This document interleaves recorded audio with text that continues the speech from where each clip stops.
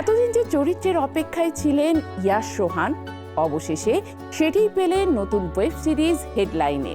এক রহস্যময় চরিত্রে দেখা যায় তাকে। ইয়াশ বলেছেন এই চরিত্র তার ক্যারিয়ারের অন্যতম বড় চ্যালেঞ্জ, কিন্তু দর্শক কি তাকে নতুন রূপে গ্রহণ করবেন? সেই উত্তর লুকিয়ে আছে সিরিজটির প্রতিটি পর্বে। আমি সবসময় গল্পই লিখতে চাইছিলাম, বেস্ট সেলিং থ্রিলার রাইটার হইতে না পারি, বিখ্যাত ক্রাইম রিপোর্টারও খারাপ কি? ওকে, বিখ্যাত এখনো হইতে পারি নাই।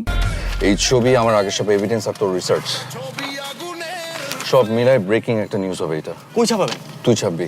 কোনো চরিত্র পর্দায় এলে যদি দর্শক ভুলে যান তিনি একজন অভিনেতাকে দেখছেন, তাহলে কি একজন শিল্পীর সবচেয়ে বড় সাফল্য? ঠিক এই বিশ্বাস নিয়েই নিজের অভিনয় জীবন এগিয়ে নিচ্ছেন ইয়াশ রোহান। আর সেই বিশ্বাসের নতুন পরীক্ষা যেন হইচইয়ে মুক্তি পাওয়া ওয়েব সিরিজ হেডলাইন। একটা ডেইলি নিউজ পেপারের ফ্রন্ট পেজ রাতারাতি চেঞ্জ হয়ে যায় কিভাবে? এটা বিজনেস সামিউল। আচ্ছা ভাই, আমি আসলে কার হয়ে কাজ করি? বাংলাদেশের 1 নম্বর পত্রিকা, নাকি শঙ্কর প্রজাতির কোনো মাফিয়া গ্রুপ যাদের গা বাঁচানোর দায়িত্ব আপনাদের কাঁধে? একটা মোস্ট ওয়ান্টেড ক্রিমিনাল দেশে ঘুরে বেড়াইতেছে আর পুলিশ উল্টা জহির ভাইকে তুলে নিয়ে গেল।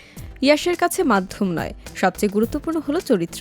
সিনেমা, নাটক কিংবা ওয়েব সিরিজ যেখানেই কাজ করুন না কেন, তার একটাই লক্ষ্য দর্শক যেন চরিত্রটিকে সত্যি বলে বিশ্বাস করে। তাই প্রতিটি গল্প বেছে নেওয়ার সময় তিনি খোঁজেন এমন কিছু যা মানুষকে হাসাবে, কাঁদাবে, ভাবাবে এবং শেষ পর্যন্ত মনে গেঁথে থাকবে। এই ভাবনার প্রতিফলনই দেখা গেছে হেডলাইন সিরিজে। পরিচালক সালেহ সোবহান অনিক নির্মিত রহস্য ঘেরা এই সিরিজে ইয়াশ অভিনয় করেছেন সামিউল চরিত্রে। তার সঙ্গে রয়েছেন জিয়াউল ফারুক অপূর্ব, আফসানারা বিন্দু, সারিকা সাবরিন, ফারহানা হামিদ ও অর্নিল বিরল সহ আরও অনেকে।